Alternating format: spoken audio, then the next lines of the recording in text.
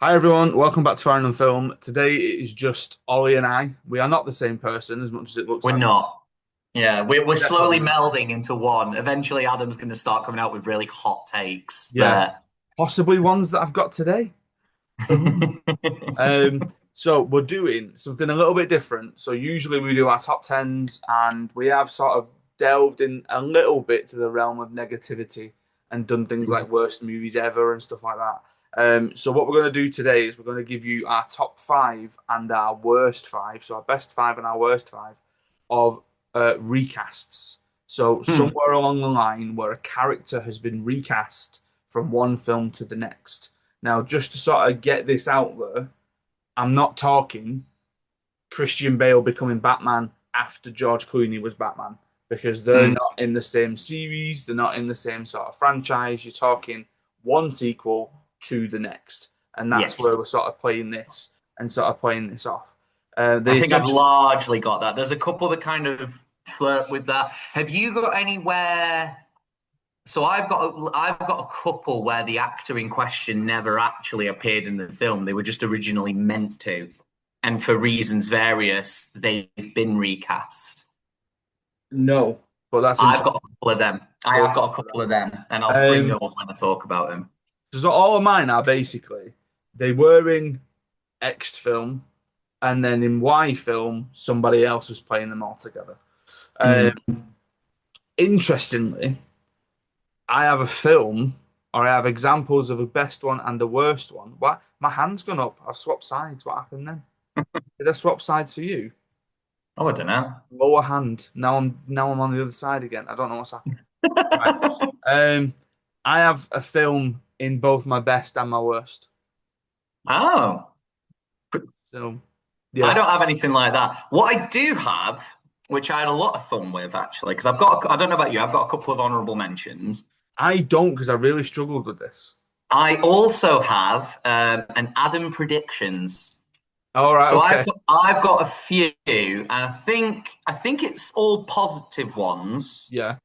So I've got a few that I think. Well, one of them isn't because you've just said you haven't got anywhere they were like they didn't make it to the film. Mhm. And so I thought, for example, that you would talk about Michael J. Fox being brought in for Eric Stoltz in Back to the Future. See, because I think if we were going down that route, then I feel like that's a whole other thing where it was like originally they Possibly. were scheduled to be this person, but Yeah, actually, just by the strictest definition, it's a recast. But yeah. I've got three more that Mhm. I would be amazed if you don't bring them up today. Looking at my list, I feel like it's my two, my three, my four, and my best list. So we'll figure it out. And I mean, there's two that straight away came to mind as like the two that need to go on the list, and I'm Hmm. assuming you might mention them as well. So what we'll do, we're gonna go intermittently. Okay, we will start off with our number five worst, and then eventually by the end of the video, we will reveal our worst recast and our best recast. So purely out of picking a t-shirt for a reason. Okay. My worst comes from the Batman films. And it has to I've got be. honorable mentions, Oh, Adam. you do, don't you? Go on, right? You go on then. Go on then. I do. I've got, to be fair, I struggled with bad recasts. Yeah. I've only got six, and this one feels a bit harsh, but I think Six it's honorable just a bit mentions or six on your list altogether. six altogether. All So right. I've got Okay. five bad recasts Yeah. there because the five in question I actually care about. And then this one, it feels a bit harsh. He wasn't bad. So it was Robert John Burke being cast as Robocop in Robocop 3 Okay. for Peter Weller because Peter Weller couldn't make it for Robocop 3. Right. Um, I don't think Robert John Burke does a bad job in Hmm. Robocop 3, but there are two things not helping. One, Robocop 3 is an absolute garbage fire of the film, especially when you compare it to the first two. Like the first two Robocop films are incredible. And Hmm. then Robocop 3 is clearly the point where the people were behind the marketing were clearly like, a lot of kids watch this, so we need to make this more kid friendly. We need to make this, we need to get toys ahead on this and stuff like that. And it could have been a great film, and it was just naff. And Robert John Burke literally only got the job because he's the same measurements as Peter Weller. Wow. So the suit was made, and it would have been too expensive to remake it for someone arguably better at it. So they did it. And I do remember I tried watching, so I'd watched RoboCop loads, I'd watched RoboCop 2 loads and just loved them.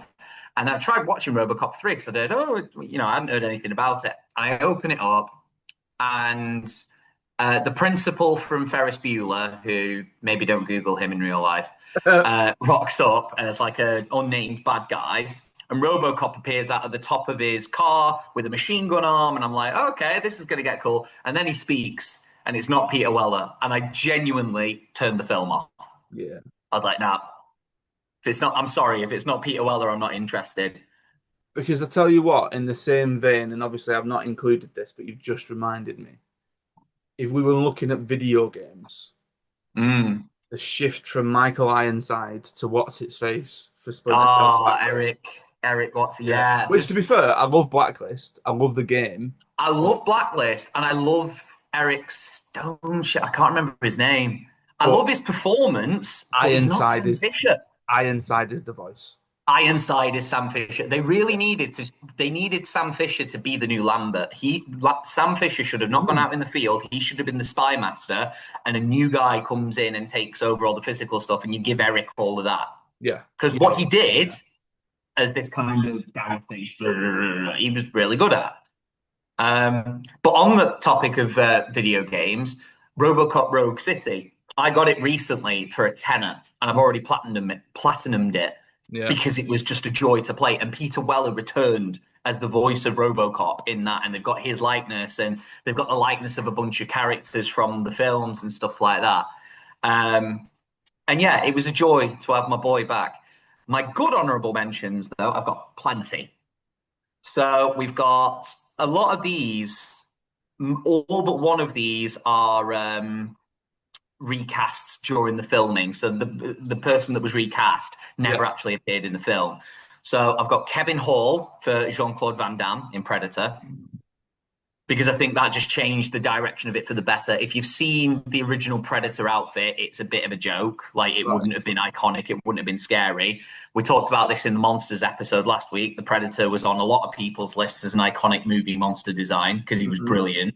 And Kevin Hall brought that physicality. It's very few people who can make Arnold Schwarzenegger look like a little boy. Yes. And Kevin Hall was one of those. He was like, I think he was nearly 8 feet tall. He was a giant of a man. Very underrated performer. Between that and Harry and the Hendersons, what a go. Hugo Weaving for James Purefoy is in my honourable mentions for V for Vendetta. Oh, okay. Because, I mean, James Purefoy would have done a great job as V, but Hugo Weaving was brilliant in V for Vendetta. Like, to the point where Georgia saw that and has started asking questions about V for Vendetta, because now she's really interested in the concept of watching V for Vendetta. Mads Mikkelsen for Johnny Depp in Fantastic Beasts. Mm-hmm. I think that, I think they kind of trail off from that second film onwards, because the first Fantastic Beasts is my favourite Harry Potter film. Yeah. And I do think Johnny Depp suffered with having to follow a Colin Farrell villain performance for the ages. That felt like Colin Farrell kind of re-announcing himself to the world of, no, I'm an amazing actor. Remember this. Yeah, and Johnny Depp had to kind of follow that in a mediocre film, and then Mads Mikkelsen got the benefit of a better film. But Mads Mikkelsen just felt a bit more Grindelwald for me. Okay. He felt a bit more cool and calm and collected, and Johnny Depp's Grindelwald was a bit mental, for lack of a better phrase. Yeah. And my final one, another iconic bit of casting. Originally in Aliens, Corporal Hicks was meant to be played by James Remar, who would have been great as Corporal Hicks, but I think he was in and out of rehab at the time, and he kind of relapsed, and Cameron fired him and ended up casting Michael Biehn. And Michael Biehn has made that role his own. Like, he's great as Hicks. I think I like how, despite the fact he's probably the most competent Marine in that platoon, you see it by the fact that he falls asleep during the drop. he's also the most likable. He's the most approachable. He's the best with Newt, the young girl. Like, he's just a really nice guy, but who could also kill you any which way that he wanted to kill you. Yeah. And Michael Biehn portrays that in such a good way. Like, so yeah, those are my honorable mentions. Nice. Okay. So start mine off. Okay. So like I say, purposely picked a t-shirt today, right? Mine comes from the Batman films. Now, again, like I say, this isn't a sort of Keaton into Kilmer, Kilmer into Clooney type thing. This is a character that was in Batman Returns, and the same character was in Batman Forever, but was played by somebody else. And Ah, okay, yeah. Tommy Lee Jones playing Harvey Dent in Batman Forever. I'm sorry, Mm, Billy D. Williams would have absolutely killed that had he carried mm, on and done Two Face. But instead, they did the thing of going, we've got a budget, we need to get the guys in, we need to get like high profile actors in. So we're going to scrap what Billy D did, and we're going to make sure that we get Tommy Lee Jones in for this, which is just ham fisted all over the place. And yeah. to the point where, as much as we've discussed this before, of like Tommy Lee Jones going up to Jim Carrey and saying, "I cannot, I like, cannot sanction your yeah, buffoonery. like I can't do it." And It then rubs acting off. like that. Yeah, it rubs off on him. 100%, Yeah. it rubs off on him. So I was just like, when I was putting my list together, I think it took a while for Tommy Lee Jones to get in there because I started pulling other people in, and like whenever we do a list like this, fundamentally, I always like to make sure that I have seen the performances that I'm talking about. I've seen Mm, the things that I'm talking about because there were a couple that were obvious that I just not then seen. Like, but I mean, it's stuff like um, some horror switches that had happened, but I'd then not seen a later sequel, so I couldn't really mm. speak for that going on. But yeah, Tommy Lee Jones, like my It's a number great five shot. Do worst you know one. what? I hadn't considered that because you like as bad as it sounds, you almost forget that Billy Dee's playing Harvey Dent in those first Yeah, few films because he gets so viciously retconned later on. 100%. Yeah, like you do forget that that's meant to be Harvey Dent, and yeah, you can't help but feel as well like Tim Burton was clearly planning that as well. Do you reckon if Tim Burton had got his third film, it would have been Harvey Dent Central I mean, and I think like surely if you're dropping him in along the way, then that's got to be, mm. you But at the know, same time, you're not getting, which I think the cartoon did really well, was you're not getting those elements of his struggling mental health beforehand, yeah, like which is a bit of a shame. You're not being allowed that time with Harvey. I think as well, it would have been great to see that because there's a lot of people that accuse, and there's a conversation to be had, but there's a lot of people that accuse Tim Burton of racism because he usually has white people within his cast, and I think he's quoted as saying black people don't fit his aesthetic, which what? your aesthetic is Yeah. black and white, Tim. Yeah, like you could. Also, Samuel L. Jackson was your villain in Mrs. Peregrine's, and he was But great. if Like, there's anything, you should clearly, be the most inclusive filmmaker. yeah, absolutely. But then there's stuff like that that flies in the face of it, and getting Deep Roy to play his Oompa Loompas, and Yes. and finding a loophole where he gets credited for every individual Oompa Loompa performance, Yeah. so that It's he gets paid an extra's salary, but like 500 times over for every time he appears on the film. bizarre. Like that's Bizarre. but yeah, that's a great opening shout. That You know, mine's a bit more controversial. I don't know how I'll be interested to see what you feel about this because I think A, you're a bigger fan of this franchise than I am, okay. but B, I don't know where you land on this because my number five bad recast is Michael Gambon for Richard Harris in the Harry Potter As a series. bad one, Yes, why? because I think obviously you can't. It's difficult to get around why they needed to cast Richard Harris because he died. It's not a case of he was fired, Yeah. but I think it's the case that Richard Harris was such a perfect casting for especially that earlier side of Dumbledore where he is meant to be so genial and so approachable to the kids. And I never got that from Gambon. Gambon's Dumbledore just gave off the vibe that he hated kids and never acted as cool and calm and collected. There's that meme that goes around constantly. You know, Stephen Fry reading from the audiobook. Harry, Dumbledore asked calmly, did you put your name into the goblet of fire? And how does Michael Gambon choose to deliver that, Adam? Well, I know, but surely that comes down to direction on set It rather could, but than I just remember, like, I do remember, like, watching Prisoner of Azkaban, which is my favorite Harry Potter film of the main series. yeah. I do remember it, and you get toil and trouble, da, da, da, da, and the camera sweeps down, and Michael Gambon appears and starts delivering a speech as Dumbledore. And I remember thinking there and then, that ain't Dumbledore. That ain't Dumbledore. I just think there was he's low on the list because I don't think he does a dreadful job. Mm. I just think there were better options out there. Ian McKellen would have been a better option. But at that point, like having Gandalf play Dumbledore is a bit But too much on the nose, isn't it? I Like, don't think it is. I don't think it come is on. because Ian McKellen would have been the perfect casting. And the only reason he didn't do it was because apparently Richard Harris made some fairly homophobic comments and said he doesn't want Ian McKellen to play Dumbledore for for the very reason that he's gay. I maintain as well. I know he's already been cast in it, but there's no reason you couldn't shuffle things around a bit. I always maintain that John Hurt would have done a better job as Dumbledore. He could have got that kind of calm, collected, nice side to him, but he could have been a bit more intense when he needed to be. I just think Gambon misses the mark. And Georgia, Mm. biggest Harry Potter super fan that I know, she loves the film, she loves the books. She has always had her kind of question marks on Michael Gambon as Dumbledore. It falls short of that kind of geniality that Richard Harris brought to it. That's really missing. And I don't think he did a bad job. It just wasn't Dumbledore. Dumbledore's meant to be just really nice and really calm, and he was very intense in the way he performed it.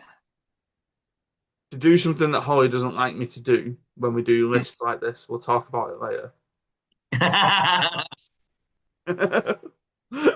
So there you go.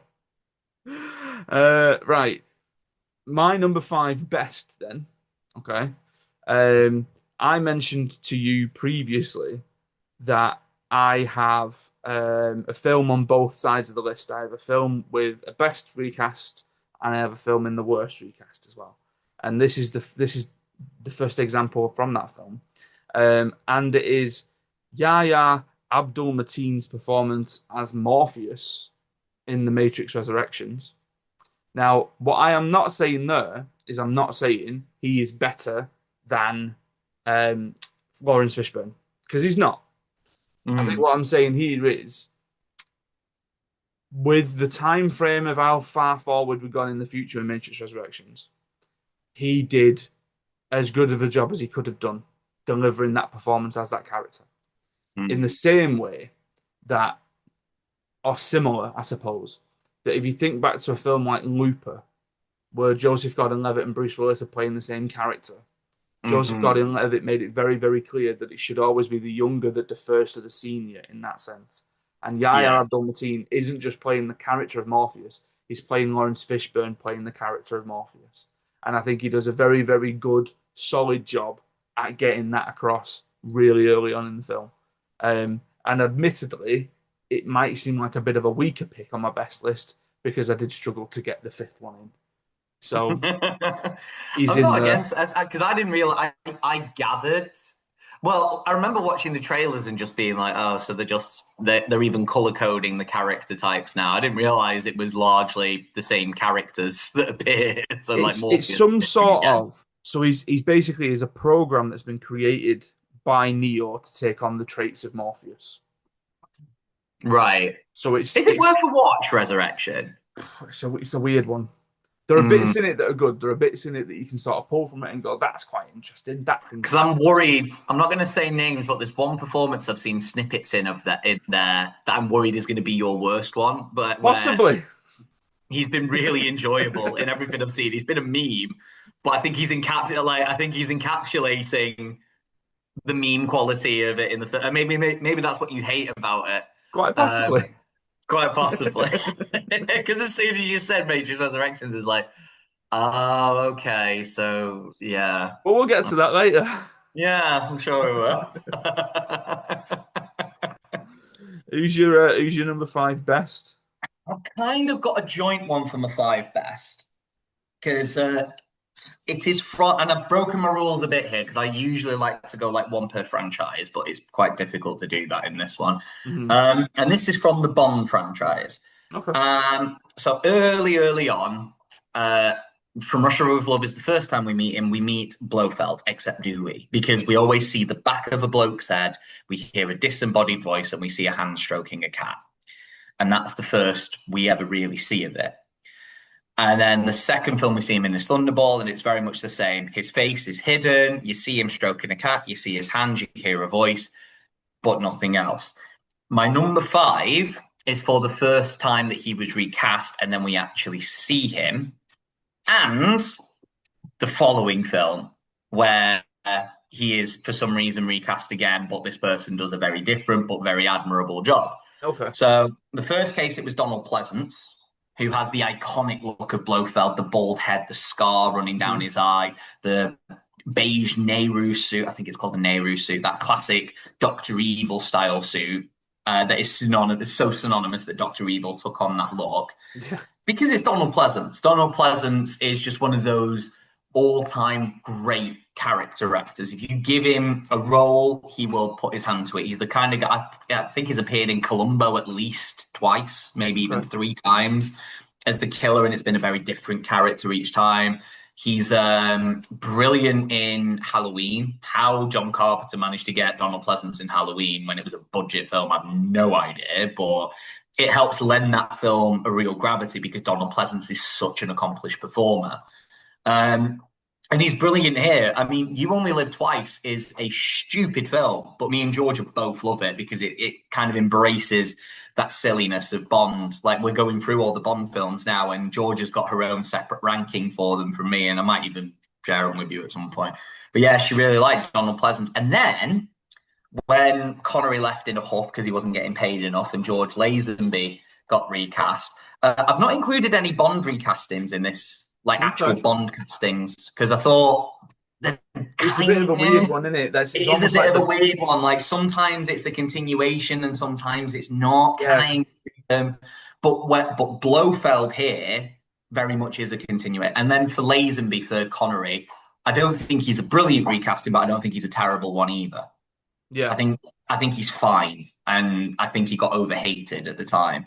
But Telly Savalas of Kojak fame and Dirty Dozen fame takes over as Blofeld, and he's a very different Blofeld from Donald Pleasance's, but he's brilliant. He's really menacing. He's like a Mm. cackling Blofeld.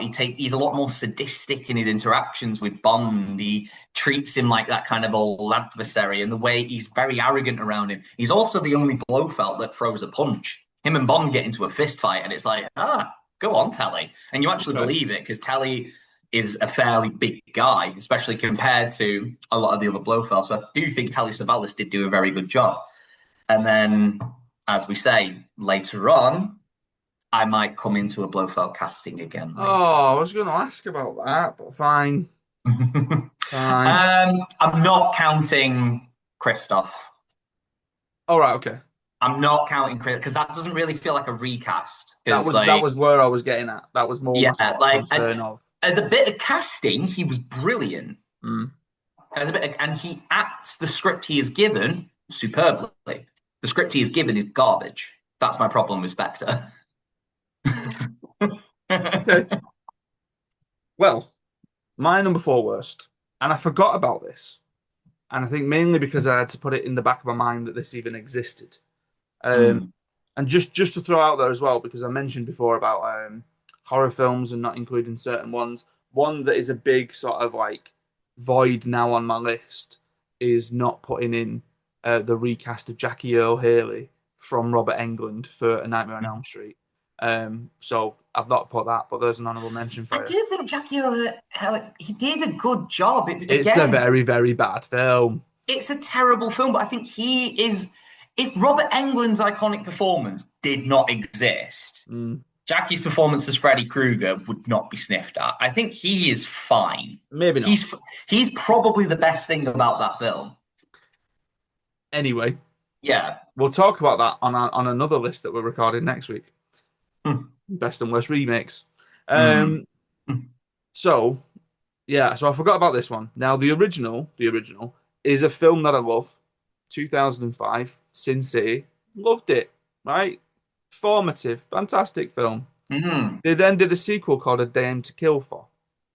And I forgot that they recast Dwight with Josh Brolin Oh my God, they did, didn't they? because there's this whole thing about apparently how the character of Dwight is supposed to be an ever changing, ever, not a constant character. And to sort of reflect that, because Clive Owen probably said no, they got Josh Brolin in to do it instead. And it's not the same. It's not the same It's at all. not. I forgot about This Sense. is I this is love, it. yeah, Yeah. especially that Clive Owen, that Dwight section is probably the best bit of Sin City as well. I Yeah. love that Yeah. bit of Sin City. Whereas the And Josh to Clive Brolin, Owen. I mean, the Josh Brolin sort of side of it, he doesn't come across as an intimidating at all. And he's trying to be sort of stern faced, and he's trying to give it the sort of brooding look. And there are some scenes with Eva Green who, if you've seen A Dame to Kill For, Eva Green spends a lot of that film with no clothes on at all. And it just doesn't fit. It just doesn't fit at all. So I'm just So trying to keep a straight face because Eva Green is an absolute princess. But yeah, like stunning, right? yeah, But there was a it's just point weird where because like me, nowadays that would seem like such a nailed on casting, wouldn't it? Oh, yeah, we need someone really intimidating. We need someone who is an accomplished actor. We need someone with depth. Yeah, Josh Brolin is just a dead cert. He's an ace. Like, yeah, there's yeah. no way that Like casting could go wrong. But this tomorrow was, night, I'm going to go and watch Weapons tomorrow night, and I can't wait to see what he's like in that. mm, But like this, nah. But yeah, then, like but then this is the thing that we're was doing this in that, early like on enough in his career where he just Josh wasn't? Brolin. Yeah. This was 2014. This was like the year before Sicario. Like I can't really recall too much that he would have done before this, but I wouldn't say it's But early. that's my point, like, because what he's talked about effectively being broke as an actor and getting a big break at So a certain point. maybe then it was more of a sort of a money move rather than a Mm. sort of artistic choice or Yeah, he's gone on a podcast talking about it because, yeah, he was really struggling at one point, and then there was one role that just kind of elevated him. I don't know whether it was Sicario. Um, Well, I I'd have mean, to find the clip, Thanos but is the big oh, one. Thanos is like his big role. Yeah, Like, yeah, don't get me yeah. wrong, but It might have been he was Sicario. it wasn't Thanos because I would have remembered if he said it was Thanos that Yeah, was stopping him from going broke. it But might I have mean, been maybe it Sicario. was. But he's Um, definitely got on record talking about it. yeah. Well, that's my number four worst one. That's a good number four. Mine tugs at the heartstrings a bit Okay. because it's another one. It's another threequel where the cast are beautifully well established in the first two films, and the cast are one of the things that, even though the second one kind of took a nose dip in quality, people kind of loved. My number four pick is Maria Bello, hmm who was the recast option for Rachel Weisz in Mummy, Tomb of the Dragon Emperor. I'm gonna mess around with the layout of this right now. Maria Mm, Bello is my number three. yeah, like for it's just again, I'm sure she doesn't do anything wrong, but that relationship between Rick and Evie is just the crux of the first two films, and the chemistry between Brendan Fraser and Rachel Weisz was palpable. Yeah.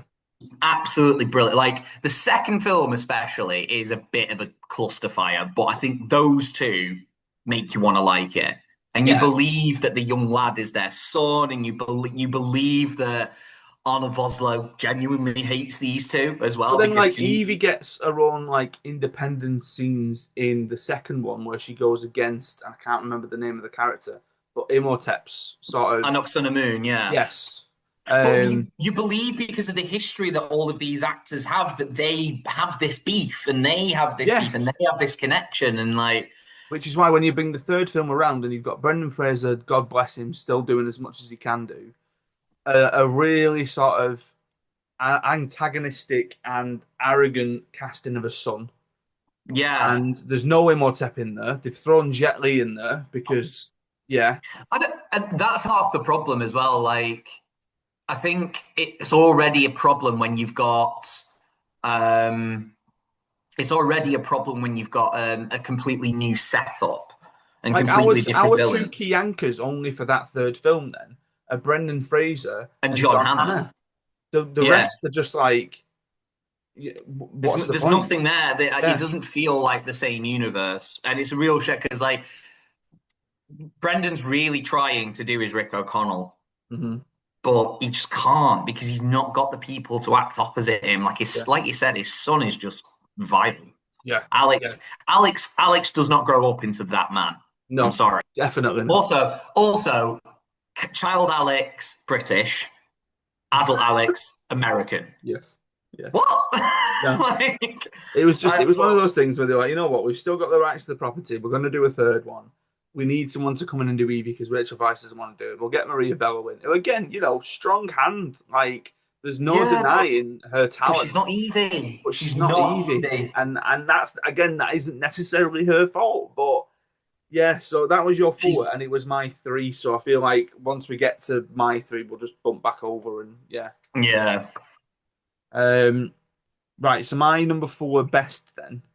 So talking about a threequel, and you did get me worried when you started talking about a threequel, and I was Hmm. like, oh god, he better not have this person on his worst list because otherwise it's not going to go down well. But my favorite film, The Dark Knight, I've gone for Maggie Gyllenhaal, replacing. She's in my Adam predictions. Told you, two, three, four. That's what it is. Um, it's because right there in my Adam prediction. I I always remember, for whatever reason, I missed Batman Begins in the cinema, and Hmm. it completely just passed me by.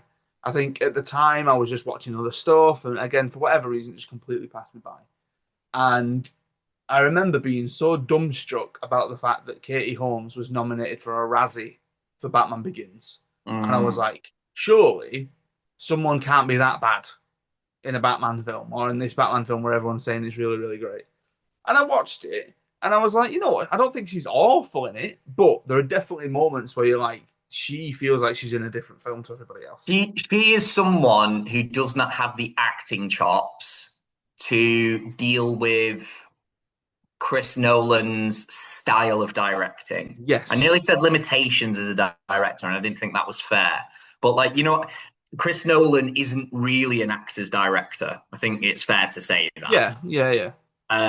The fact that the one note he ever gave Gary Oldman, I mean, Gary Oldman loves him for this reason, but the one note he ever gave Gary Oldman was, "There's more at stake." Yeah.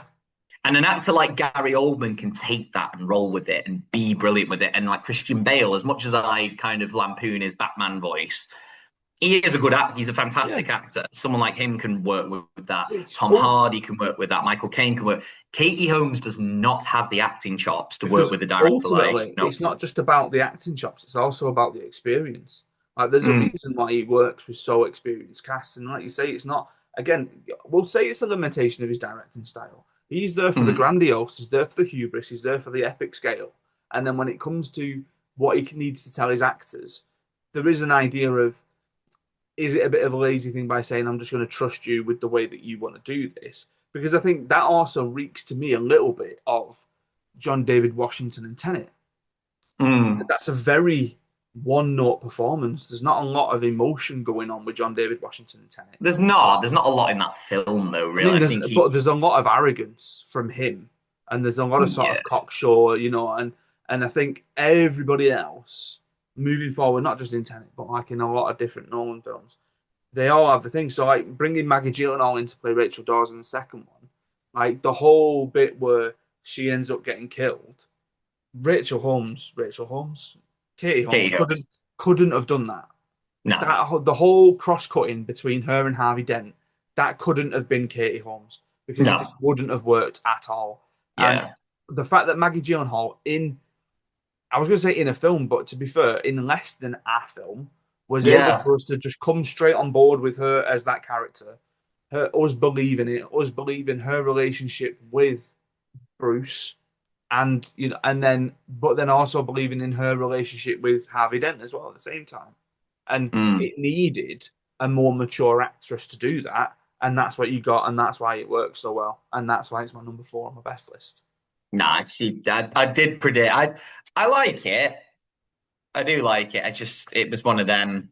I just thought it'd be funnier to put it in an Adam predictions list Well, you instead. knew And it was going to happen, yeah, and there's also a bunch like the ones in my list. I don't because I think these are ones that are quite personal to us. Like we're going to Yeah, pick things from franchises we like, and yeah, like you like Dark Knight more than I love Dark Knight, but you love it. You yeah. love it in a special way, and like you're not going to have any picks from like the Bond films because they're like they don't mean that much to you. Whereas I grew up with them; they're really important to me. And like I recognize, yeah, Maggie Gyllenhaal is an obvious pick. It's just Hmm. there's some that are more important to me that I wanted to Well, talk about. speaking of Bond, I did think briefly about doing Ray Fiennes as M over Judy Dench, but then I did think I don't know if that actually counts because he's I not don't the think it's a same recap. I think character. it's Yeah, canonically. it's the I think a lot of them do this. To be fair, like most of the time, they don't recast M. They hire because a M is a new. title. Yeah, M's yeah. not meant to be the same person. I think that's the point. That's Like the thing. it's Yeah. like Q not being the same person. Although, funnily enough, my number 4 is also from a Bond film. Oh, there you go. So, picture the scene. Pierce Brosnan has absolutely smashed all expectations out of the water with GoldenEye. It is a box office and critical success. It is often at the top of people's favorite Bond films. People, even people who don't like Bond will say they like GoldenEye. It spawned one of the most famous video games of all time. So the air is there for a sequel, and they're massively trying to rush this out. They're trying to get back to. I don't know why they thought it would be 2 years would be enough time to release another Bond film because yeah, that's how often they would release them. It was 1995 and then 97, 1997. 99. Yeah. Yeah. So 2002 for Die tomorrow, Another Day. So Evan yeah, Felicity got a so bit of a tomorrow break. never dies for a long time did not have a script. They knew what they wanted it to be about, roughly, but they did not have a working script. And it is a really interesting sliding doors moment because in 1997, we very nearly got Anthony Hopkins as a Bond villain. In that era, that would have been unreal. That would have been sensational. And the character in question was one Elliot Carver. He is a media mogul, so he has his own media company, and he is trying to control the news that is made so that he can be the first to get the exclusive on it. And can you see how this film is ahead of its time? And Anthony Hopkins would have absolutely smashed it from what we got, but he dropped out very early because he was like, "There's no script. Like, what do you want?" Mm. And in the end, in steps Jonathan Pryce. And he is my number 4 for this list because Jonathan Pryce, Holly will be hearing, she'll have heard me say Tomorrow Never Dies and James Bond, and she'll have just screamed in joy because you've heard her love for Jonathan Pryce in the past. And I love Jonathan Pryce. I don't think I've ever seen him do a bad job in anything. He is, again, very similar to Donald Pleasance, really versatile, brilliant character actor who is just eating and chewing all of the scenery in every single scene he's in because he understands that it's a Bond film. It's meant to be a bit silly. And he's a great Bond villain. And he absolutely fits this bill perfectly. Like, for me to not be that disappointed that Anthony Hopkins ended up not playing it and he ended up doing. And to be fair, he did also go on instead to do The Mask of Zorro instead, which was meant to be a Raul Julia role, but Raul Julia died, unfortunately. So Anthony Hopkins took over and was brilliant. So we got 2 brilliant films. Yeah. Like, Tomorrow Never Dies gets a bit lambasted, but I've got a massive soft spot for it because it's literally the first Bond film I ever saw. And Jonathan Pryce goes a long way towards that. He's such a slimy, creepy, pathetic, hateable villain, and he gets one of the most brutal deaths of any Bond villain out there. And you know how brutal the Bond villain deaths can get. He gets a particularly brutal death, and it feels good. And it's all through Jonathan Pryce's excellent performance as Elliot Carver. Could not sing higher praises from him. Nice. Right, so I'm going to gloss over my number three worst because it is Maria Bello. Yes. So who's your number three worst? I'm struggling with the pronunciation of this one. This is a TV pick. This Okay. one. This is a TV. This is one of the recasts. I think there's been a couple. This is one of the recasts in Game of Thrones. Right. Have you watched Game of Thrones? No, Any of it? none of it. Okay, so in season 3, we get introduced to a character called Dario Naharis. And he's meant to be this kind of enigmatic badass. He takes he finds beauty in women and fighting, and he comes across as a very simple character, but he's got that kind of look in his eye that's like, oh, he shouldn't be trusting you. Okay. And he finds himself on the side of Daenerys, who even if you've not watched Game of Thrones, I Emilia think Clarke. Emilia Clarke, yeah, the Right. mother of dragons. Yes. Okay, and Daenerys is attracted to his bad boy personality. Okay. And it's very much a plot point in the books. And there is a theory in the books that Dario Naharis is another character in disguise. I won't get too much into it because you're not a Game of Thrones guy, and the people who are Game of Thrones people will know exactly what I'm talking about, and they will be able to sanction this theory. But there is a theory that he is this other really, really wrong another character in disguise. Like probably the scariest person in Game of Thrones. And he appears in the series, but not really. And the series doesn't really lean on this theory. And in the third season, he's played by Ed Skrein, or Scrine. I don't know how you pronounce his name. Yeah. Of Deadpool. Yes. And he perfectly embodies that kind of quiet, confident, I will kill you for over nothing if I need to, but I will also be a little bit sexy about it. And Daenerys is attractive. You know what I mean? That bad boy energy. If you need me to, I'll be sexy. It's fine. Yeah. And he has gone on record saying that the recasting was not his choice. He's saying basically he didn't drop out. He wasn't unavailable. He was just told he was being recast because the writing and direction went where they ended up casting me. I'm going to call him Michael. So Michiel. Mikhail, yeah. Michiel Huisman. He's a Dutch actor. Okay. He's in what was that Netflix horror series that did bits recently? Haunting on House. Yeah, Haunting of Hill House. Haunting of Hill House. He's in that. He's in that Zack Schneider sci-fi thing that did terribly, ironically, opposite Ed Skrein as well. Right. So Michiel Huisman ends up playing Dario Naharis, and all of a sudden he becomes a lot nicer and a lot more genteel, and he just loses that edge that Dario is meant to have of a bit of a bad boy. And that is quite integral to Dario, especially if you subscribe to this theory that Dario is actually this really villainous character in disguise, because he is meant to be the devil on Dany's shoulder. Daenerys has got a bunch of people on her shoulder counseling her to restrain herself. You know, you've got to be diplomatic. And then there's people like Dario basically telling her, my queen, you are the mother of dragons. Burn your enemies. What are they going to do? You're a conqueror. You can kill them. And Dario is one of those. And this recast Dario, you never get the impression that that's what he's about. And he just becomes a little bit... I've seen him as a flight attendant. That's where I know him from. Yeah, and if you pull up Dario, so Dario's spelled weird, so it's Daario. If you pull up the two actors side by side, it's bizarre because that was one of the first things that came up, where it was like a side by side shot of them both. Yeah, and that especially Ed Skrein. Yes, he's got a bit of a silly wig on, but it could have been a lot sillier. He's meant to have like blue hair. There was a lot of silly wigs knocking around. Yeah, but like they just fundamentally changed his character, and I feel like it was symptomatic of the beginning of the end for Game of Thrones' quality, because we're rewatching that as well as watching the Bond films currently, and we've just made it onto season 7, which is unequivocally the death of it.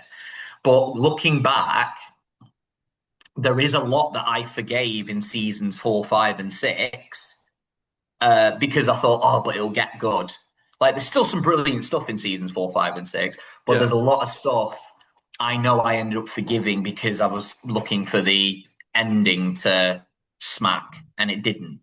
And now that I know where the ending is, I can still appreciate the good stuff in those seasons, but the bad stuff really jumps out to me. And I'm sure Michael Gleeson is a very accomplished actor, and I'm sure he's very good at what he does. He's not good at Dario. I don't believe that he is the devil on anyone's shoulder. He's got very kind eyes, and Mm. he will always have very kind eyes. Ed Skrein does not have kind eyes at all. He has cold, unfeeling eyes. Like, but everything I've seen him in since, he's been a villain. Deadpool, Alita, the Zack Snyder thing I can't remember the name of. He's literally dressed up as a Yeah. Nazi. Like, he's a villain, and The that's villain. he like. I think he played the transporter in the remake of that, which I imagine was Yes. terrible. Because there was a film, I can't remember what it was. It might have been Mulan. He got cast in something and then stepped back himself because he was saying that he wasn't aware of the origins of a character. It would have meant that that character then was whitewashed, and he didn't want that to happen. So he stepped back from that character. I don't think it was Mulan. Mm. Um, right. So number three, best. Probably another one on your list to tick off on your bingo card. The Mm-hmm. first of an MCU. Don Cheadle as Rhodey. Yeah. Yeah. Like nothing against Terrence Howard, but this is what happens when you ask for too much money. Terrence Howard would have been dreadful in the later films. You reckon? You think Yes. he would have just not been able to? I I don't think he know. would. I think he would have disappeared into the background. Like I think. Yeah. I think his relationship with Tony is great in the first one, but I think Don Cheadle kind of evolves that relationship anyway, and Yeah. he just is a better actor than Terrence Howard. I I think mean, Terrence Howard's a bit more limited in what he can do. to be fair, a lot of this is kind of like us going. We don't know how well they would have done later and all that kind of stuff. But my head went straight to then. I don't think I would have felt as emotionally invested in Terrence Howard's Brody being paralyzed as much as I did with Mm, Don Cheadle, yeah. Because I think with Don Cheadle, like obviously he's got comic chops, so it fits the MCU sort of oeuvre in terms of like quips, left, right, and center, and all that kind of stuff. But I think solid in Iron Man 2 and Iron Man 3, and then becomes almost like a supporting character for the rest of the franchise. But Mm, someone who can still pop up and still, to use a wrestling term of it, get a bit of a pop from a crowd if he turns up, and he's now synonymous with War Machine.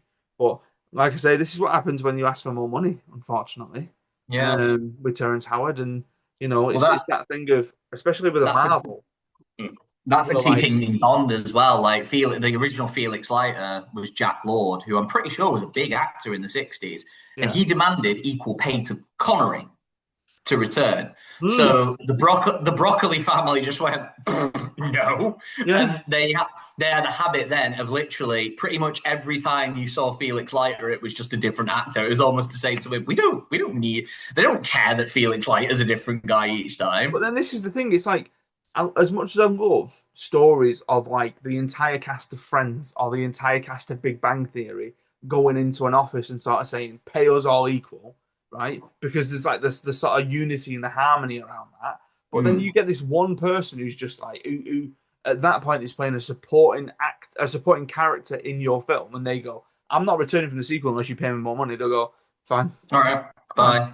Like if that was RDJ, they'd be like, "All right, what can we do?" But it's Yeah. like literally, you were played a character in the first film of a franchise or a supposed franchise at this point. It's fine. We'll figure it out along the way. So Yeah. yeah. Do you think he's kicking himself? Because I imagine, in the grand scheme of things, Don Cheadle earned a lot more money than what Terrence Howard Oh was asking for yeah, yeah. in that first Like film. Like, eventually. you'd been do you mean, sorry, is that 10 film contract? Yes, okay. Yeah. Yeah. Are you telling me? Sorry, are you telling me Don Cheadle at this point probably has generational wealth and his children might not have to work, let alone Yeah, me? yeah. Yeah. So I would say Now he's so. just doing. Now he's just doing it for the love of the game. Right, who's your number three best? My number three might not count. I'm worried it doesn't count because it is technically. I think you'll have problems with this, and I don't mind you having problems with this Okay. because it is the two films are different universes. It's not the same director. It's not the same continuation. Okay. Um, but it is an iconic character, and it is an actor I've mentioned before. I've gone for Anthony Hopkins taking over from Brian Cox as Hannibal. They're not the same. I get it. I do Yeah, hear you, and I yeah. try to avoid it. But come on, it's Anthony Hopkins making I'm a character so iconic. Like, and I do have my problems with Anthony Hopkins' portrayal. I do think it's a little bit pantomime, but yeah, yeah. I mean, my key thing with this is I would never have considered it mm, because it's not that sort of continuation of a character. Um, if you had, for example, a side character who, in the same way that is it Michael Gough? Michael Gough's Alfred, mm. same throughout. At that point, you go right. Well, these four films are linked then, right? That that if there was one person who was in Manhunter playing the same Then you character, could argue it's the then same you'd be like, yeah, universe, and but yeah. yeah. I mean, I get I it. appreciate I appreciate this is probably a bit of a non-example. I just it was one of the first things that jumped out to me of Yeah, oh, they had a Hannibal Lecter who was very good, by the way. I love Brian Cox's Hannibal Lecter. He's a right smarmy, arrogant piece of work. And he's brilliant at it. I think every actor who's played Hannibal Lecter, other than Gaspar, R.I.P., does a really good job of it. Like Mads Mikkelsen is an incredible Hannibal oh, Lecter. I need to watch that series again. But I think Brian Cox massively gets overlooked because of what followed him. Yeah, And I think he does a wonderful job, but Anthony Hopkins does give a performance for the ages. And like I said, I've got my problems with it, but I cannot argue it's iconic. And it's even bled through a bit into when people do like audiobook recordings for Red Dragon and Silence of the Lambs and for Hannibal. They don't do it dead on, but one of the best versions I've heard, he emulates that Lecter voice of a trainee, like the way he gets him to speak. yeah. Because if he didn't do that, it would sound weird and wrong. Except when Mads Mikkelsen does it, because Mads Mikkelsen can do no wrong. Um, but yeah, I just had to get Anthony in there. Oh, Like I know. it was just one of the first things that jumped out to me. And like to take a role that was already so well done Yeah. in Michael Mann's film, and then to make it one of the most iconic movie villains of all time in what 16 minutes of screen time. Hmm. If that, I think at one Yeah. point it was the shortest amount of screen time anybody had ever had to then win an Oscar, Yeah, because or then certainly Judi Dench not. came along in Shakespeare in Yeah, Love. and then Judi Dench came along and was on it. That's a joke. That like it's not even a particularly good performance as Queen Elizabeth. She's Judi Dench doing Judi Dench Yeah. things, which I love. But I think Doesn't like deserve she an Oscar. deserves it more. She did put it this way: she deserves it a damn sight more for Skyfall than she did Shakespeare in Oh Love. yeah, 100%. Yeah, Like Judi Dench in Skyfall yeah, actually acting a backside off. hundred Whereas percent. there, she got to cosplay as Queen Elizabeth and have a bit of fun watching some Shakespeare with Joseph Fiennes and Gwyneth. And then take home a trophy. Yeah. Um, But okay. yeah, Anthony Hopkins absolutely smashed it. And yeah, he's brilliant in that Yeah, film. In I'll fact, he's allow brilliant it. in all of them, even if the films themselves are crap. Like, I mean, it'd be another thing for us to look into, like, um, I suppose it is technically a recast, but it's almost like the top five they did it better, bottom five they yeah, did it like, worse type thing, you know? yeah, just Yeah. comparing actors who did it. And then you could include like Batman and Yeah, because at Bonds and that point, my point before of Jackie O'Haley and Robert Englund, that's not yeah, necessarily a recast because it's a remake. Yeah. So yeah. right, right. So, second worst, we are back in the realm of the Matrix Resurrections, and it is indeed Jonathan Groff in his Ah, my best boy. Agent Smith. Now, I love Jonathan Groff. Like no, like It's nothing so against. much fun. I know, but it was so hammy, and it was so like it was just so I over would the top. argue though, so was Matrix Revolutions, Smith. Hugo Weaving does some weird stuff in Yeah, that film. Do you not remember how yeah, he laughs when he absorbs the Oracle? yeah, yeah. No, I get it. I get it. It is all like, there's a little bit of hamminess in there, but it didn't work because again, no offense to him, just doesn't come across as intimidating. And Mm, I have a similar thing with who is it in Gone Girl, the Neil Patrick Harris character in Gone Girl, and I think it's yeah. only because I'm jaded by other things that I've seen them in before. Like with Yeah, Neil Neil Patrick Patrick Harris has Harris, never been intimidating. no, but it's like, Vocally, he can be. I've heard well, voice work he's done he does that's it, and intimidating. his sort of persona gives it off and all that kind of stuff. But then ultimately, you kind of go, yeah, but you're that guy from How I Met Your Mother. And then Yeah. like when it comes to Jonathan Groff, again, possibly because it came out the same year that Hamilton was released on Disney Plus, I'm like, you're the king, calm yourself down, you know. But like really good in Knock at the Cabin, like really good in so much other stuff that I've seen him Mindhunter. do. Yes, exactly, right. But for this, just didn't work. Apologies, just did not work. See, Um, I could see myself really enjoy it, the vibe I got, especially when I was aware that Resurrections didn't have like the best reviews. yeah. The vibe I got was very much Alan Rickman in Prince of Thieves.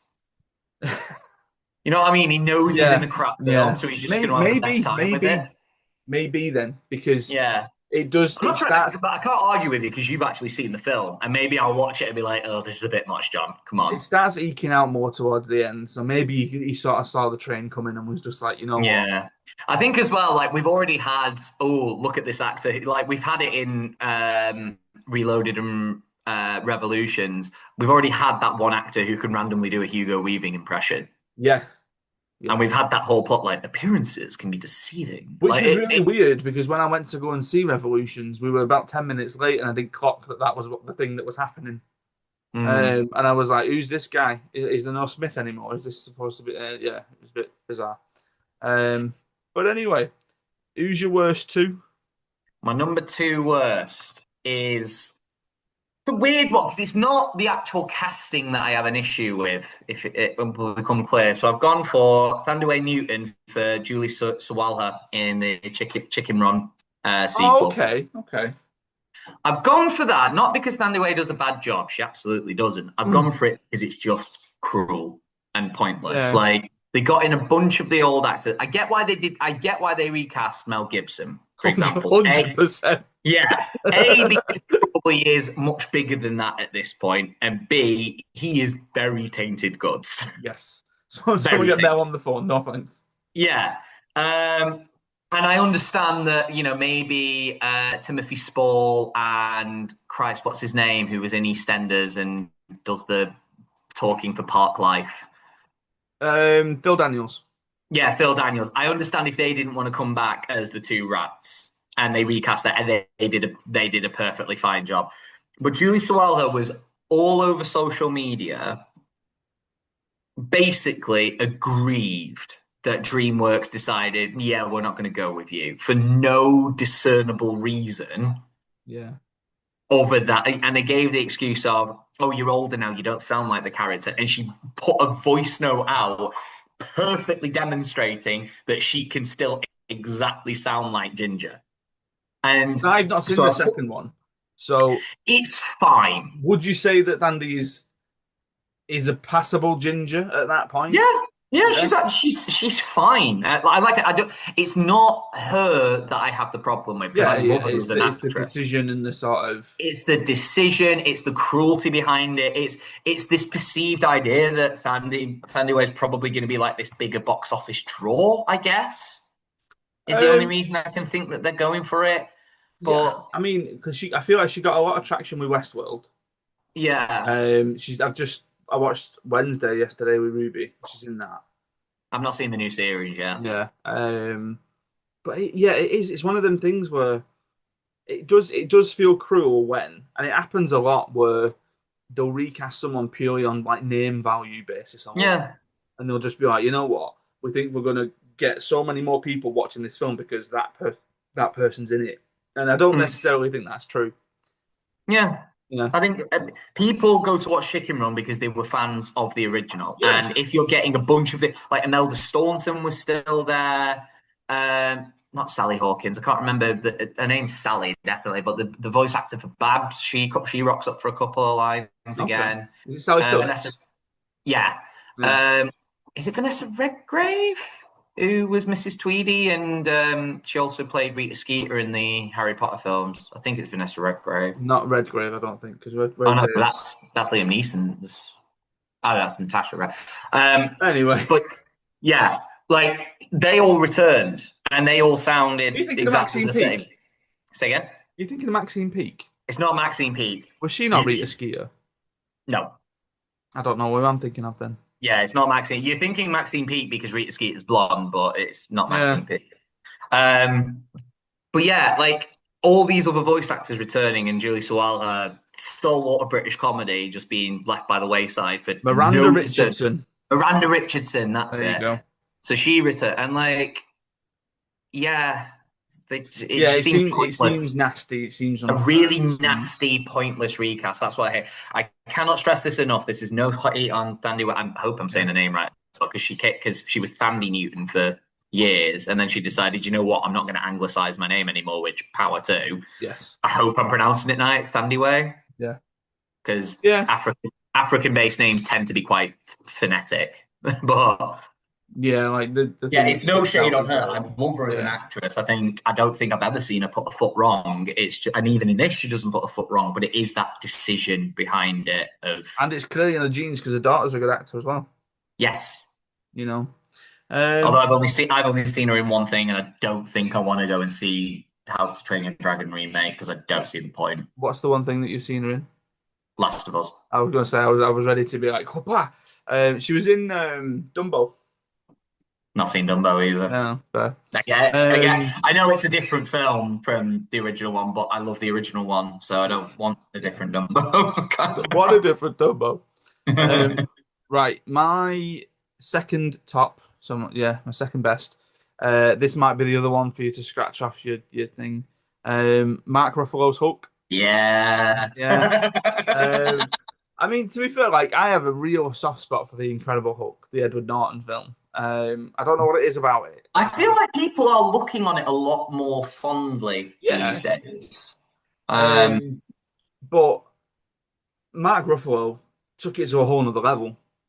And he is a chameleon of an actor. Like he's yeah, so like I forget that he's in Collateral. yeah, This sort he's of so like good in Collateral, Hispanic especially. cop, you know. Yeah, And then him in Spotlight, Foxcatcher, all the MCU stuff that he's he's done. the kind of actor you would. He's Mark Ruffalo is the kind of actor who, if he was like 30 or even 20 years older, he would have appeared in like two or three episodes of Columbo. You see, I'm getting a lot of Columbo on my YouTube feed for some reason. But he would have appeared as like three different murderers in Columbo, and you wouldn't have Yeah, batted an eyelid at him playing each one because yeah. he just changes that much each time for what is Because I think needed. his version of Bruce is, I think, a lot more grounded, and I like the idea of and I'm always angry, and I know how to Yeah, harness it, and he plays off that really well.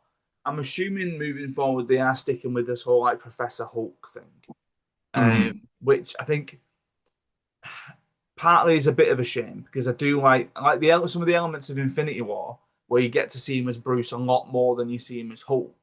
I Yeah, find quite interesting, yeah, and then some of the stuff that they did in Age of Ultron and the first Avengers film, where it is that idea of he can be manipulated into becoming more angry, so he's losing control out of it, like with the yeah, mind frame, the mind stuff in the first one, and then the whole reason why Hulkbuster exists in Age of Ultron. But I think in terms of a recast, in terms of a sort of shift, because I remember seeing again, it was a money thing. I think it was like Edward Norton wants more money to do the whole franchise or whatever it was. So he's just that's like, understandable though. He would have yeah, been a main yeah, I get character. it, 100%. But then I think, And also, he's worked so much since yeah, that I don't think he, if anything, I can't, like, Ed Norton strikes me as the kind of actor that doesn't do like multi-film deals and stuff like that. He seems to want to well, it might have express partly been himself a to bit do more with acting. artistically. You know, it might have partly been to do with the fact that he just wasn't wanting to be tied down and wanted the sort of, Yeah, you know, because that's the rumor um, I heard. He just didn't want to keep doing it forever. Like, if you are going to make me do this forever, I'm going to want a lot more money. yeah. Um, so I just think in terms of like where they landed on the feet with Mark Ruffalo Yeah. playing Hulk. Right, who's your number two best? My number two best is another person who was changed midway through the Okay. filming process. So the original person never appeared in the film, and this is the biggest upgrade I think on my list. Um, and it is Viggo Mortensen taking over Stuart Townsend for Aragorn in Lord of the Rings. Have you seen Stuart Townsend's Aragorn? No. Look it up, share it on Okay. screen. All Look right. it up and Okay. share it on screen because oh my god, it is. Because I've not seen I don't Stuart know if I'm Townsend. necessarily spoiling anything of you of the rest of your list, and don't say that if I am, but you immediately then made me think of the fact that Doug Ray Scott was supposed to be Wolverine, Uh, I but then he didn't had to think of go him back and do actually. No, reshoots you're for not Mission spoiling Impossible anything 2. else. I didn't Yeah. think of Doug Gray Scott for Wolverine because as far wasn't Doug Gray Scott offered the role, but he turned it down. So I didn't include No, anything so like. what I heard with it was that he was offered it and he accepted it, but he had to go back and do reshoots for Mission Impossible 2. So then he couldn't do it. So Ah, then they got Hugh Jackman in. see, that would have been a good one. Yeah, I would have included that if I'd known that. But like the stuff like, oh, you just made me think of an example there of like, oh, like I did consider like, look at that, ladies and gentlemen. Oh dear. Oh dear. That could have Can I been get your that to can I get it Aragorn. to Look, refocus? There you go. look underneath it as well. There's the side by side. There's the side by side Oh, the underneath it. side by Look at side. that. Look at that. It'll refocus, I think, in a minute. It's just, But I can you think of a better upgrade at? Because I know you're it's not just massive on Lord of the Rings, oh no, but like I will. Fellowship of the Ring is one of my favorite films. yeah, Bar and none, you know. Viggo more like one thing that everybody can universally agree on with the Lord of the Rings cast is that they did not miss. There's not a single miss in that entire casting. Like the weakest link is probably Liv Tyler, and she Mm. still absolutely looks and acts the part she's given. She's just like she's got the weakest acting chops of anybody there, but she's still brilliant at what she does. Like Viggo Mortensen, how much he embraced that character, how much to a point where it's almost kind of derailed him afterwards. Like none of Um, his other roles have come remotely close. Like he's had success, don't get me wrong, but yeah, because I feel like we're at the point where he can't do a role with longer hair or long black hair. Like it was yeah, always he had to go short after that because otherwise it was like typecast city. yeah, I got the impression that he could have exploded in the way that like Tom Holland has recently, or Mm. I'm trying to think of it, you know, like Sam Worthington did for a bit. Yeah, who now just seems to be stuck in Avatar land. Yeah, but like you had actors who were just everywhere, and I was really surprised off the back of this that Viggo Mortensen wasn't. But what a bit of recast! Like him as Aragorn, amongst a film series with brilliant casting, he still manages to be one of the best bits of casting. Yeah, yeah. Like amongst all of that, and like, and it brought into question as well, like, do I include Ian McKellen because Sean Connery was offered it, but I don't think Sean Connery ever filmed anything, so he just flat out said no, didn't he? Hmm. And but if Sean Connery had like showed up on a filming day, not understood it, and left, and Ian McKellen had taken over, I'd probably be saying that instead. Yeah, But because I suppose Stuart, the one thing I've seen Stuart Townsend in that I've actually seen because I know he was in Queen of the Damned, but I never actually watched it. But I've seen him in League of Extraordinary Gentlemen, oh yeah. which, yeah, which funnily enough is what Sean Connery did instead of Lord of the Rings. Um, and I just remember, like, it's one of them. He's fine, Yeah. but he would have stuck out like a sore thumb amidst everybody else in this film. I suppose there's another interesting list thereof because I started thinking of Martin Freeman doing Bilbo. Mm. I think there's Yeah, another interesting thing to look into there of like people who who are played the taking on younger a role. Yeah, versions? younger versions because then you've got like Yeah, James McAvoy's Charles Xavier, yes. Fassbender's Magneto. Like, I just got the Georgia seal of approval on that idea. It may also be that she suggested it in the past as well, oh, that's where because I got she's my up. idea from. Yeah, from Georgia. Georgia Yeah, is the silent hero of this yeah, that's podcast. For it. those of you listening in I'm, India, I never get any. she will never appear on it herself, but she'd be the No, best. She would be the best producer if Adam decided to pack in teaching and make this his full-time job. yeah, I Georgia would be never the best producer. never get original ideas. They're all George's. They're all but stolen. but yeah, Um, Vigo. What a bit of recasting. right. I feel like I'm stepping on controversial territory here, but we'll see how we go. Go on. My number one worst recast. You've already mentioned the franchise. You mentioned the franchise in one of your best ones. But I had to do it. Julianne Moore as Clarice Starling. Yeah. Can't do it. Can't do it. Yeah. Like I love Silence of the Lambs. I think it's a Yeah. perfect film. Yes. It's one of these things where, like, if you listen to Brett Goldstein's "Movies to Be Buried With" podcast, one of the questions he says is, what's your favorite film? And then he says, what is the best film ever made?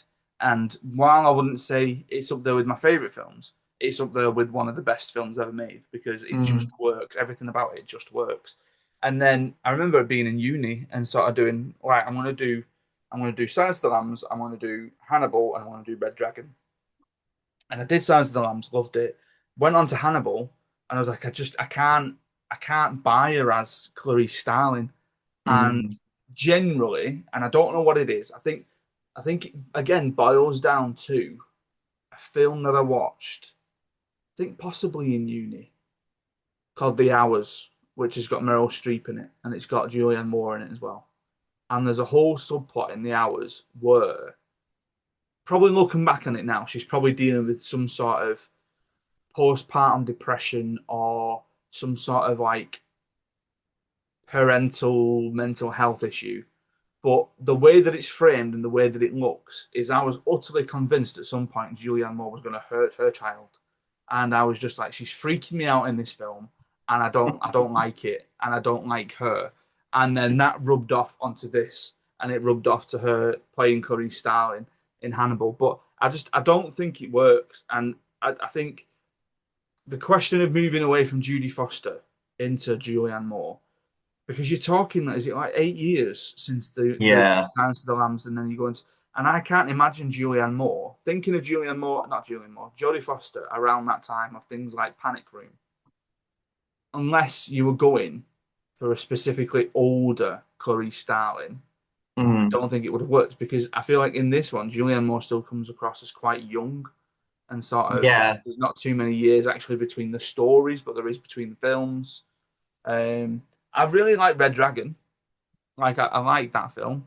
Um, Uh, it, uh, I just I think I've spoken about it before. I think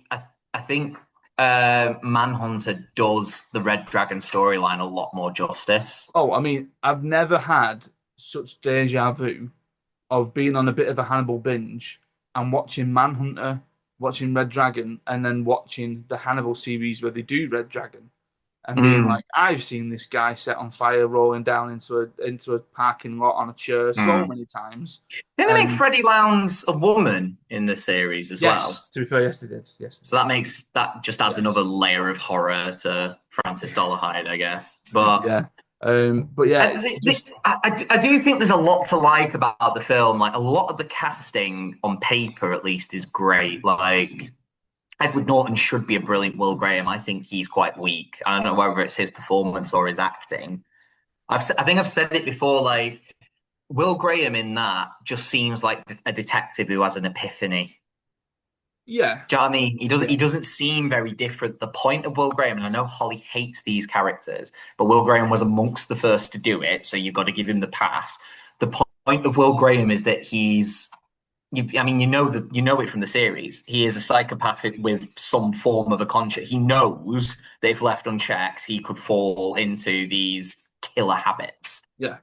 And there's that one scene of Will Peterson getting really excited when he realizes that that Francis had to take his glove off to touch her eyes. And Mhm. you can like for Ed Norton, it just plays like an epiphany. Yeah. Will Peterson is getting excited by it. He's like, "Yeah, you had to take your gloves off, didn't you?" And there's just something really unhinged about it. Yeah. But then you've got like Philip Seymour Hoffman as Freddie Lowndes, and again, Philip Seymour Hoffman has literally never done a bad job acting in his life.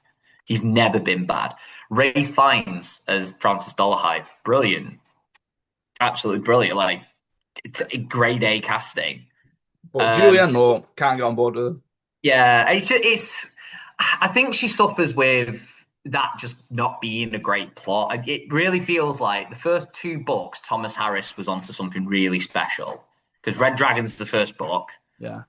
and then it's Silence of the Lambs, and then he was like, "Oh, I've got a really popular character on my hands. Let's make him the focus of the story." And it was just a bit of a like the book isn't very like Hannibal. The book isn't very well received either. It's better, and I do think But it's the show you see all the stuff with Mason Verger and Margot and stuff like that, and Will Graham, and Will Graham's not involved in it at all.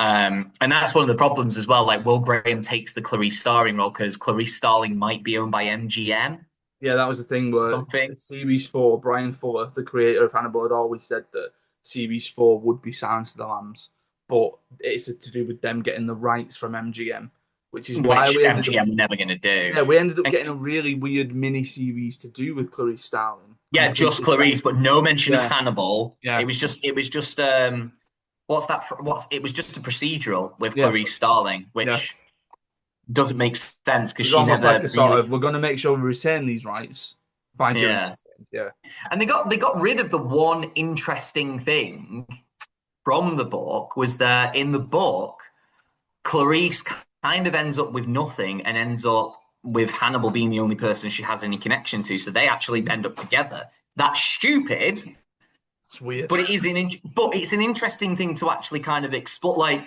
because there was a connection between them, Yeah, and that like they even hint. She even hints. He even hints about it in the book, like. You know the line in the film where he's like, where she's saying, "Oh, he won't come after me. He'd consider that rude." mm.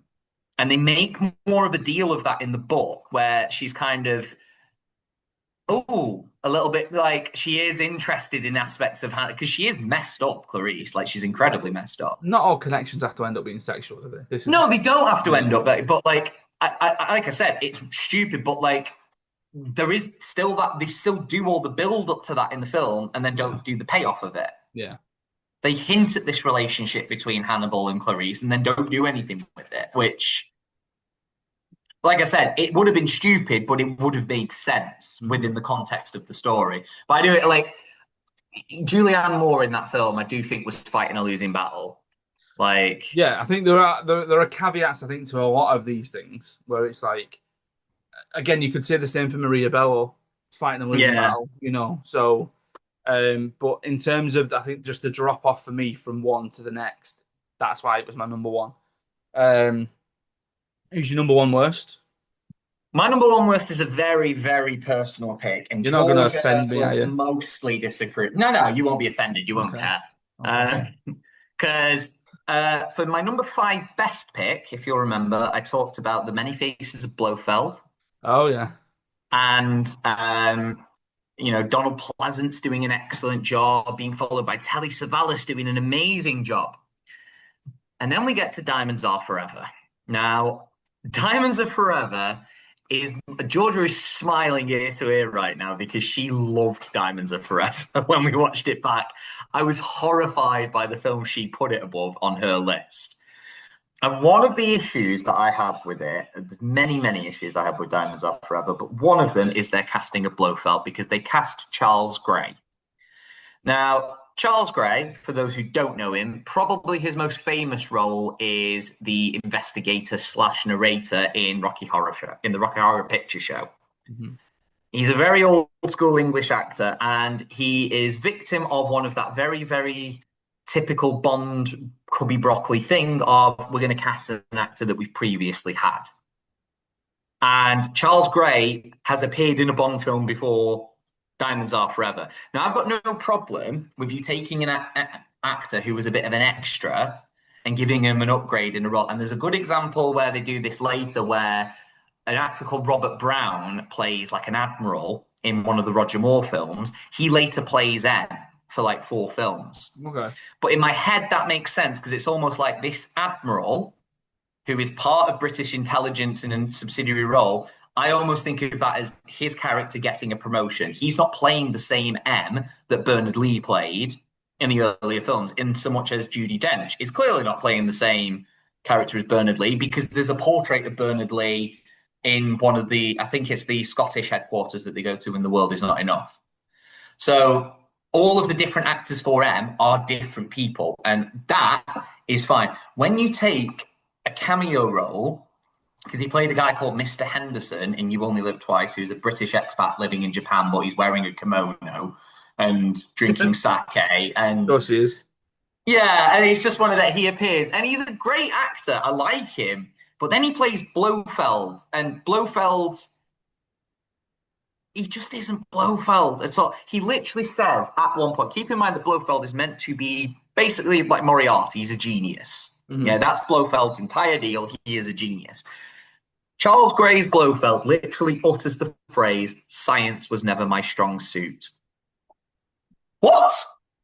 All of your ploys and your plots and your schemes are scientific in nature, and they only work because you would understand how they would work and Yeah, but affect he's just not good geopolitical at stuff. it. It's fine. But Doesn't he's have to just be. not good at it, and it's symptomatic. I just Diamonds Are Forever felt like a really tired film. It felt like, oh, Connery's back, great, we're going to do well again because On Her Majesty's Secret Service didn't do well, but he didn't do well because Connery wasn't in it. But then Yeah. Diamonds Are Forever came out and people didn't like that, and Connery kept on demanding more money, so that no, we've actually got to get rid of you now. And then Roger Moore had a run of films and nearly tanked the franchise at first, but then massively elevated it from The Spy. But Charles Gray is categorically the worst pick for Blofeld. Categorically. And I know what you were saying, you were hinting at before, because and I did say it before. Christoph Waltz, if they had done Blofeld justice in that script, there is literally not a better actor in the world you could have got. Literally not a Yeah. better actor in the world. And I remember being hyped. I don't know why they tried to make it a secret. He's like, oh, I'll give it. he's not Blofeld. He's Franz Oberhauser. He's a completely different character. Like, do you remember all that nonsense in Arkham Knight where they were like, oh yeah, the Arkham Knight isn't Jason Todd. He's Yeah. not Red Hood. It's like, no, we're not idiots. We know he is. Yeah. Like, it's fine. It's Like, weird. It's weird when things like that happen, but yeah. it's just why would you not have that as a central marketing thing? We're calling the film Spectre. We've got Christoph Waltz cast, so we're bringing back Blofeld for him to make it a mystery. It's like when Benedict Cumberbatch, well, oh, it's a big secret that he's Khan. He was Khan in Into Everyone knew. Darkness. Everybody knew. And you don't learn from that having a secret thing is stupid. Yeah. And just stop making the villains need to have this personal tie with our hero. It's fine in an unestablished character. If you want to have a villain with a personal tie to the character, fine. Make an original villain that does that. But when Blofeld has got this established thing of just having this mutual respect for Bond, but they're on opposite sides, in the same way, it's why I've always been very vocally critical of the BBC Sherlock's Moriarty. Moriarty is a criminal genius. He does not care about Sherlock Holmes. He certainly does not care enough about Sherlock Holmes to mess up his life by committing suicide. That is not something that Moriarty would do. Moriarty would preserve his own life above anything else. I get the feeling that this Blofeld would have done that, but that's not Christoph Waltz's fault. Whereas Charles Gray was just this weird pantomime actor for Blofeld. Following on from 2 very, very excellent performances, it's such a nosedive. Yeah. Such a nosedive. Well, On to our Adam's number best. one is Ross Mark One taking over from Hugo Weaving as Red Skull. Yeah. No, it's not. You know what you should know who my number one is, and apologies to both of you in that room. It's Michael Gambon's Dumbledore. No, I fine. I really like it, and He's low on my list. He's low on my list because I don't think it's bad casting, and I think he does an okay job. I do just think that some of like the key tenets of Dumbledore are lost with but Gambon. then I think for me, with the franchise and where the franchise goes and where it went, um, they needed a more sprightly Dumbledore to do some of the I stuff. don't disagree that they needed him to be more sprightly. Yeah, I do think Richard Harris would have struggled later on. I do concede that. I just think there were actors who could have played Dumbledore with the. Like, I will go back to John Hurt. I know he was already cast as Ollivander, but there's no yeah, reason you could cast someone out. Like Ollivander is kind of a nothing role. You could give that to anyone and just say to John Hurt, "Look, do you want a promotion here?"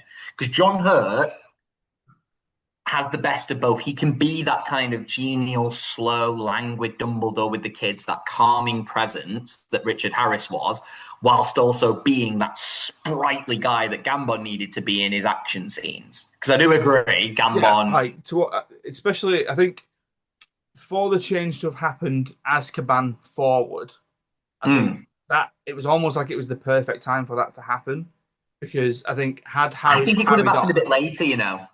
what like so like you've been like after like Goblet of Fire, just so I that think you get the Richard nice Harris would have been softer. yeah, Richard Did you Harris do would it, have still Harry? been great in Azkaban. He Yeah. would have been perfect for Azkaban because he does still need to be like quite calm. One thing I do like about Gambon's Dumbledore that I think you didn't really see Richard Harris's do. You know the bit where he's like distracting Fudge in the execution while Harry and Hermione are like clearly stealing Buckbeak behind them. Oh yeah, yeah, Because he clearly like I do like that bit of Gambon. And I do yeah, wonder if Richard Harris could have done that. And when they get back and they're like, we did it, and he's just like, did what? Good night. yeah. That was good. The bits of Gambon like that I do love. I just think he's too intense. I don't get the impression he likes. I don't think he likes kids. He doesn't have to like kids. He does. He Dumbledore does. loves his students. He does. He's Like, a head teacher. Fundamentally, he wouldn't like I know, kids. but like, as it gets really maligned. But I think Jude Law's casting of Dumbledore and his relationship with his students is better than Gambon's. I mean, I love the meme of Jude Law to Richard Harris, where it's like what, 30 Yeah, years or it's like something this like is that. what a few It's like, years of teaching will do to you. this is it. But I do maintain one of John Hurt or Ian McKellen would have been vastly better. Well, I I, really enjoyed it, Michael I think Gambon. he's good. I do think he's good. I do think he's good. It's just like I said, I do think there were people who could have been better. And I did put him low just because like I said, I think it's missing something that's a bit key to Dumbledore. But I do appreciate, like what you said, he like Richard Harris definitely let's say he'd stayed alive, he would have had some shortcomings that he would definitely have not been able to overcome. Yeah, yeah, yeah. And it's not necessarily a thing of like, oh, I'm so glad he got cast because he's so much better than that shit Richard Harris. It's like that's not Yeah. what it is. It's more of a sort of, um, I suppose my favorite recast than Mm. anything else. Right, who's your one best? Who's your top best? Oh, Adam. Oh, here we go. Did you re- Who've I did not you put on my list? Who've I not done? Is it a did Star you Wars re- one? It's probably a did Star you Wars one. really think I would get this far into a list without doing a Star Wars pick, Adam? God's Did sake. you really think that? You're trying to think Star who it is now, aren't you? Star Wars has never been remade, so next week when we do it, there's no remakes. It can't happen. Who is it? Because I suppose a good one to have on the when we do the younger versions would be an Mm. Obi-Wan. Hayden Christensen. Nah, I'm kidding. Who would it have been? It is one that people don't really think about, especially since the special editions have come across and kind of erased this change. But Uh, it's Ian McDiarmid. oh, okay, fair enough. Right, Yeah, so with Ian McDiarmid then, so he didn't originally play the Emperor. he did it. So the Emperor appears in a single scene in a hologram in front of Darth Vader in The Empire Strikes Back. And originally, it's really weird. So they got an old woman Right. They superimposed like a chimpanzee's eyes over the top of this orb. Look up a picture of it. It's really Oh weird. my God. So look up like the original Emperor in Empire Strikes Back. It's a really weird look. Um, And then but was they it? still managed to kind of achieve it with Ian McDiarmid. Funnily enough, it is weird how close it is to what Oh, they ended up going with. she looks like she's wearing goggles. Yeah, yeah, that's my point. So it's yeah, so they've Yeah, kind of taken a chimpanzee's eyes and superimposed it over the top. that's so bizarre. Yeah, and the voice is one Clive Revel, Okay. and it's fine for what it was for an insert where we're establishing that Darth Vader has a dominant presence ahead of him that we need to be even more scared of. It's Mm. absolutely fine. Clive Revel has this like very buttery, smooth, silky voice. Ian McDiarmid took this in the following film to a whole other level. To a whole other level. Ian McDiarmid is now one of the most beloved actors at any Star Wars convention he goes to because of how hard he went in the Because following to be film fair, and I've always maintained this, the fact that it is the same actor from Return of the Jedi into the prequels, into the prequels is I mad, think it isn't it? worked really, really well Yeah, because bizarrely, and how again, this is going to sound really weird, but the fact that how they aged him in Return of the Jedi was actually how he ended up looking aged anyway. yeah, It kind of fits really nicely, and you don't expect that to happen. yeah. Although I do resent in the third one that they scarred him to make him look like I always thought he was just really old. I don't think they needed to go through the whole this is why he's got 15 bags under his eyes. I just thought he was like keeping He's himself old. alive. Yeah, Yeah, yeah, he's really old. yeah. But fine. But I did like his voice. Because originally they were saying to him, so he's told this story. He said originally they wanted him to kind of mimic Clive Revel's voice because Hmm. it is a good. If you get the chance, listen, it's a quick scene. Um, but it's a good voice. And they said to him, "Oh, if you can emulate that, that'd be great." And he describes it as I was looking at my own face with the makeup on, and I was just old. And he uses the word sepulchral, which is great. And he's like, "I don't think that voice would come out of this face." So I tried a bit, and I was a bit more gravelly. Use your aggressive feelings, boy. Let the And he went into that, and he's like, "Oh, Hmm. can I try a bit of that?" And he ran it by the producers, and the producer was like, "Yeah, George is he." Again, because Ian McDiarmid is this classically trained actor, it's such a beautiful turn of phrase. It's like, and then George said, "Oh yes, he's really rather taken with it, so we'll just carry on with that." And it's just all these aspects of one of the most iconic bits of Star Wars that he is responsible for. The fact that, as you mentioned, him being in the prequels, and the prequels get a bit lampooned, and like I've got soft spots for them. Like I don't think any of them are good films, but I like episode one and episode three. I don't Would think you they're even say good. that episode three is good? No, I'd say it's no, good. no. It's the pacing's all over the place. A lot of that middle section of the film is just shot, reverse shot conversations like you'd get in a soap opera. It's so boring. Mm. And the tone's a bit all over the place. Sometimes they want to be a bit jokey. Sometimes they want to be really, really sick. It's a mess of a film. But I've got a soft spot for it. There's plenty of moments in there that teenage me was like, wow, this is incredible. But they just don't gel as well as they should and Yeah. could. But I do, yeah. And it's the same with the first film. Like, episode one is not a good film, but I love it. I grew up at the right time to Number watch one on it. Crap You Love. Yeah, where like episode two is just a dumpster fire, but Ian McDiarmid in every single one of those films is great. He's amazing as just this sleazy senator in the first one. He's great in the second one where he's portraying this kind of tired chancellor, and he's easily the best thing about episode three. Easily, the way he opens up to Anakin slow. I love that relationship between, even if Hayden Christensen can't quite hold his own in those scenes, bless him. Yeah. Like I love it. And I'm really glad he's still playing Anakin in like Disney Plus stuff. I'm really happy. I think he's got a lot better at Anakin now, Yeah. weirdly. Like the Anakin he's played recently is a lot better than the Anakin he played. It's probably because he's got better directors working with him, funnily enough. I love it. But it's Like, experience as well, like we were saying before about yeah, Katie it Holmes, is. and But I think, I don't begrudge him being in those films because he was like generational in the way that he did a lot of the fight choreography himself. But Ian McDiarmid, like the one bad thing he does in the prequels is a lightsaber fight, and he tried to not do it. He literally said, "I don't think my guy would not use lightsabers. He would use the Force. Yeah. He wouldn't fight with one of those." And how much more impressive would that have been? Four Jedi Masters rock up, including Mace Windu, and they all turn on lightsabers. And he then gets it because in the book he even plays the thing of "I'm unarmed, you're attacking me," because it helps with that propaganda against the Jedi. Hmm. And imagine he then takes them all on without using a lightsaber. Because I do maintain that he should never use a lightsaber. Yoda should never use a lightsaber. Yeah. It Yeah. should just be the Force. It should be It should literally just be like a Dragon Ball Z fight. Because why not? Just pushing air at each other. Yeah, but Yeah. no, but lightning. They could, I mean, lightning. Or it doesn't have to be air. Like that's what we're used to people doing. But they're the most powerful Force users ever. But Yeah. Ian McDiarmid, he did try to not have a lightsaber fight. And when they forced him to have one, him and Samuel L. Jackson to have one, it is the worst lightsaber fight in any of the films. So it's not for him like a try, and he's brilliant. I love Ian McDiarmid. I don't even care that he's like mainly stuck to like stage stuff. I Oh, do well, find it a shame that he's not appeared a lot in like films and TV beyond that, but like he's found his like found his people at niche. cons just love him now. Yeah.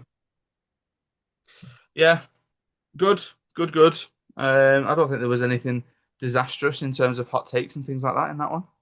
I'm just glad that I got three of my four predictions right. What was the other one then? Michael J. Well, I put Michael J. Fox taking over Eric Stoltz, Yeah. but you Okay. did it. I think if you had thought to do in film recastings, then that would have been there because I just put that on because I know you love Back to the Future. It was Do. originally on my list, but I was like, but Back to the Future's not that emotional for me, and I do recognize objectively it's a good bit of casting to the point where Eric Stoltz himself has come out and said it needed to happen because he just wasn't funny enough Yeah. to do that Yeah. film. Yeah. I really like Eric Stoltz. Which is a really good thing to sort of own up to and sort of go, you know Yeah, what, I'm going to take it in my stride yeah. type thing. Yeah. Michael J. Fox made an iconic character there. I would not have done it. But there's really, have you seen any of Eric Stoltz doing it? Yeah, I saw the sort of test footage and then Yeah, and there's I'd the seen the brilliant. sort They of do the the side by images. side of him and Michael J. Fox. You know where he's like peering around, looking at his dad, Yeah. and Michael J. Fox like inch perfect replicates how Eric Stoltz does it, and it is uncanny seeing Eric Stoltz do it. But he looks the part. Yeah. I think the acting was off. Yeah. Right. Well, next week the plan is that Michael's going to join us, and we're going to do best and worst remakes. Which again, I keep looking at my list, and I had this conversation with somebody the other day where I was like, part of it is, is it a remake or is it technically just another adaptation of a book? But yeah, we'll go from there and we'll figure it out. Yeah, you will. I need to find a way to get Star Wars in there somehow. It's not going to happen. A shame, I know, but it's not going to There's happen. been plenty of rip-offs, so I'll see if there's been like a really good Star Wars rip-off. Spaceballs. Right. Technically, I bet I could argue that Star Wars is a remake of Dune somehow. You say argue. We're past the point where people argue back with you. You just come on and say things, and we all just go, always having a point again. So we'll go from there. Right. Thank you very much for watching. Thank you very much for listening. Stay safe, and we will see you next time.